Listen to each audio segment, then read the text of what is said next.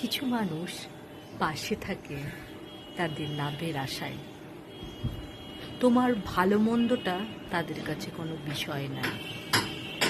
তোমার যখন খারাপ সময় থাকে তাদের তুমি কখনোই পাশ পাবে না, কারণ তাদের কোনো লাভ নেই সেই সময়। তাই মানুষকে অন্ধ বিশ্বাস করো না, কারণ স্বার্থপররা স্বার্থপরই থাকে যে কোনো অবস্থায়, যে কোনো পরিস্থিতিতে। তাই অন্ধ না হয়ে বিশ্বাস অবশ্যই মানুষকে করো, কিন্তু অন্ধবিশ্বাস রেখো না কারোর ওপরে, কারণ মানুষ যে স্বার্থ নিয়ে চলে, সুবিধা নিয়ে চলে, সে স্বার্থ সুবিধাটাই বুঝে, আর কিছু না।